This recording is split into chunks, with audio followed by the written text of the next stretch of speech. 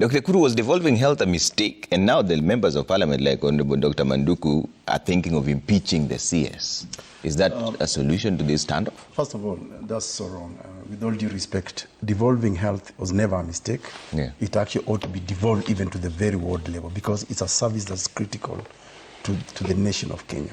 In fact, if you look at Kenya's interests in terms of priority, you look at health, education, food security, and security itself. Those are the priorities any country really must put up there. In fact, so if people in Kenya are not enjoying those services at the very doorsteps, and that's all the whole concept of devolution, taking services to the people, and that is what will probably bring equality or equity in our country. Yeah. So I think I would like to support Dr. Manduku when he says that the minister currently in charge of matters health is so casual.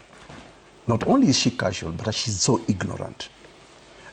These threats that go to work or face the music is actually a thing of the past. This is a person who, in my view, does not understand constitutional liberties and freedoms and rights of individuals, doctors or otherwise.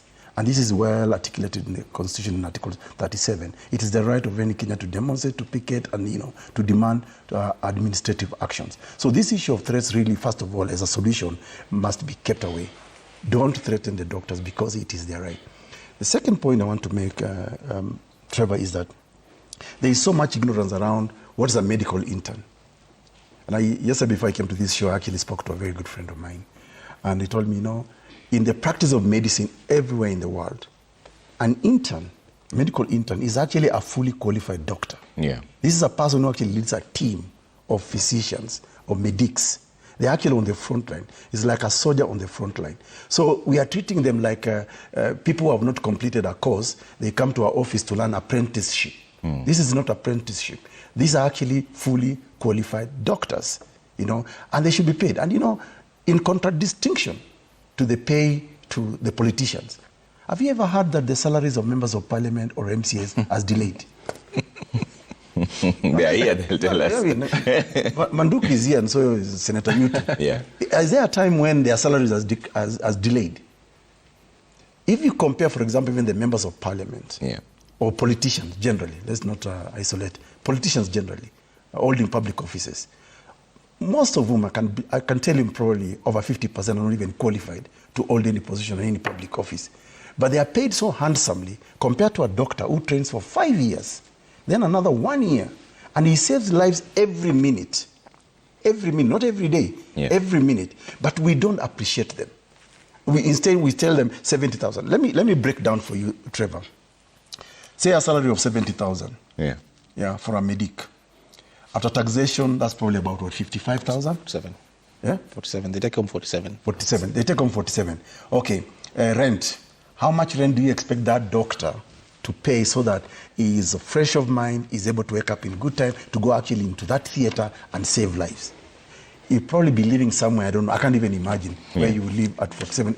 As a medic, as a professional, fully trained professional, where we have actually invested 6 years of our money. Yeah. Now, you want to tell me that's somebody who can actually come to work with a right state of mind to be able to.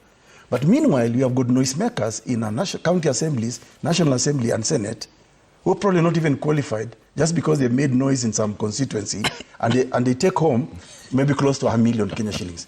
Now, the other example I will give, when doctors went on strike, I don't know, was it 2017? Yeah, when we imported, the longest strike, about 100 days. When we imported the Cubans. Yeah. Do you know how much those people are taking home? We don't even know whether they have since gone back or they're still here. They're taking home upwards of 540 to 1 million Kenya shillings. The question really for me, and we need to ask this as a state of our nation, how much do we hate our own people? Why is it that we cannot appreciate people who are actually doing such important work, to building our nation? Yeah. And Kenyans must go back to memory lane. At independence, we were told that we must eradicate at least three things. Yeah. Poverty, ignorance, and diseases. Matters health.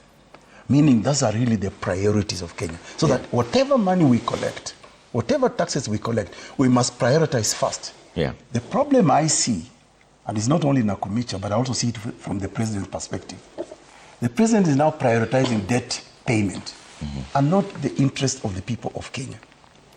You know, for me, debt payment should come the bottom of the list. And in fact, we shouldn't even be borrowing in the first place, because all we need to do is make sure that we are actually industrializing Kenya to be able to reduce our borrowing. And you know, Trevor, this takes me to the bigger question about the state of our nation today. Yeah. If you look at the state of our nation today, I'll just mention in passing about 7 key issues that actually describe Kenya today as we speak. There is a health crisis. Of course, we have the doctors, the clinical officers are joining it. We have undecided nurses. So that's a crisis on earth. Of course, and then we have got fake fertilizers, which is threatening food security and agriculture in our country. We have got cash crunch in public schools. We have got banditry that is actually wreaking havoc in parts of this country. We are not able to contain panga-wielding gangs who are back in the cities, in the estates, but we still think, let's send 1,000 police officers to Haiti. There's theft of public money that is actually happening every day. It's recorded. Controller of Budget has said it. Auditor General has said it. We have got a failed parliament that is actually not checking on the executive, because clearly now parliament is basically an appendage of the executive. And that's why you can see President chest stamping as if public money is actually his money. In fact, if you look at, and maybe Will is here also, counsel will correct me, if you read chapter 12 on public finance, the president has very minimal role, if any, on how public money should be spent. But when the president says that, we don't have money, we'll do this. And Kenyans are not buying this lie that we don't have money, because they are also seeing the largesse in government itself. Okay. I mean, we are being treated to a lot of lies. Is it 2 months ago, the president said that the economy has stabilized. Now, because the doctors are demanding, pay, we are told, no, we cannot afford. Let's live within our means. Yeah. But is government itself living within its own means in terms of its expenditure? The answer is no. All right. Will